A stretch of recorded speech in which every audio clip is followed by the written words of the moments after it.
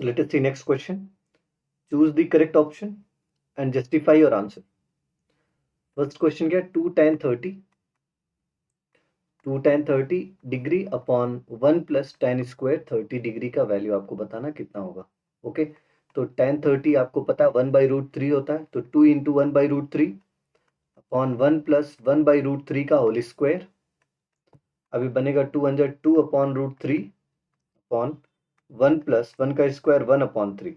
It means 2 upon √3, और यहाँ पे अगर इन दोनों को ऐड करो डिनोमिनेटर में तो क्या हो जाएगा 4/3.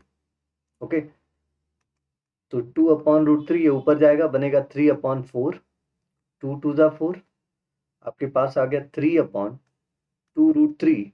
√3 से अगर हम लोग रेशनलाइज कर दें तो बनेगा आपके पास 3√3 अपॉन 2 इंटू 3 से 3 कैंसिल कर दो, मतलब आंसर आएगा आपका √3/2. अब ऑप्शन देखते हैं कौन से ऑप्शन की वैल्यू √3/2 होगी. sin 60 की ही वैल्यू √3/2 होती है. cos 60 आप जानते हो 1/2 होता है, ये तो हो नहीं सकता. tan 60 √3 होता है और sin 30 1/2 होता है, तो फर्स्ट ऑप्शन करेक्ट है. क्लियर. सेकेंड क्वेश्चन क्या, 1 minus tan square 45 upon 1 plus tan square 45. क्या बनेगा ये 1 माइनस tan स्क्वायर 45, तो tan 45 की value 1, 1 minus 1 upon 1 plus 1, 1 minus 1 0/2, मतलब आ गया 0. सेकेंड का आंसर 0 होगा, option D correct. Clear. sin 2a equal to है 2 sin a is true when. sin 2a equal to 2 sin a कब हो सकता है, ऑप्शन आपके पास गिवन है. sin 2a equal to 2 sin a कब हो सकता है बच्चों. क्लियर. तो sin 2a का मतलब क्या, अगर हम लोग मान लो a की जगह पर 0 डिग्री पुट करें, फर्स्ट ऑप्शन से अगर हम देखें तो a की जगह पर आप जैसे 0 पुट करोगे तो sin 2 into 0 equal to 2 into sine 0. तो sin 2 इंटू 0 मतलब sin 0 equal to 2 into sine 0. Sine 0 की वैल्यू आपको पता है 0 होता है, इक्वल टू 0.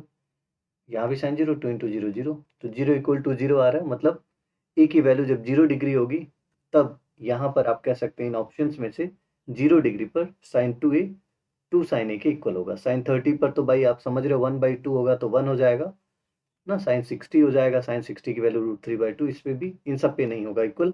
0 डिग्री पर sin 2a 2 sin a के इक्वल होगा. क्लियर. अब देखो 2 tan 30 upon 1 minus tan square 30 की value 2 tan 30 upon 1 minus tan square 30. Okay, value put करते हैं. 2 tan 30 की वैल्यू 1/√3 अपॉन 1 माइनस 1/√3 का स्क्वायर 1/3.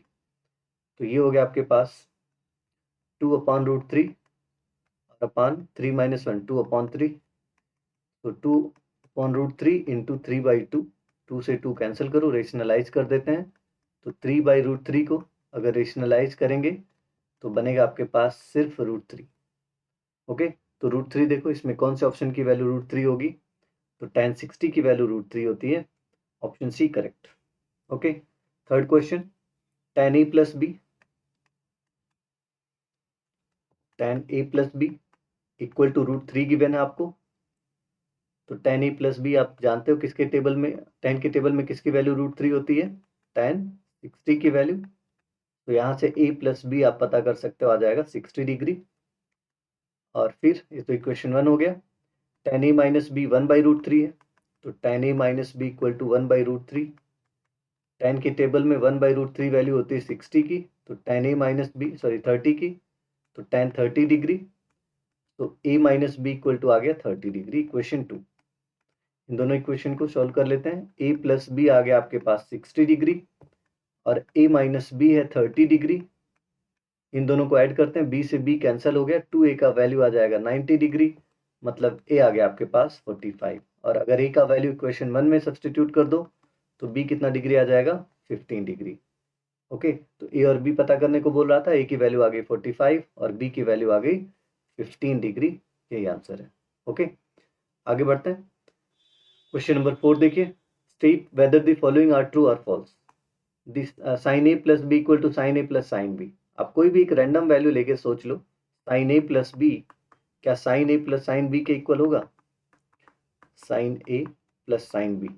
ओके, तो आप कहोगे चलो a और b की कोई वैल्यू रख लेते हैं. a की वैल्यू मान लो हम लोग 45 ही रख लेते हैं और b भी 45 रख लेते हैं. ओके, a भी 45 और b भी 45, तो sin 45 प्लस 45 कितना हो गया 90, और अगर राइट साइड में देखो तो sign 45 plus sign 45।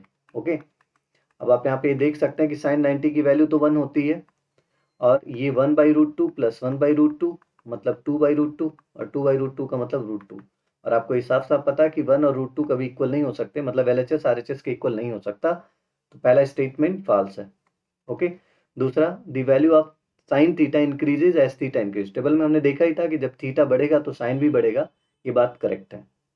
The value of cos theta increases as theta increases, theta के इंक्रीज करने से कॉस डिक्रीज करता है, तो ये बात गलत है। Sine theta equal to cos theta for all values of theta नहीं, ये केवल 45 पर सेम होता था। 0 से 90 तक की अगर हम बात करें तो 45 पर ही इक्वल होता था, सभी के लिए नहीं।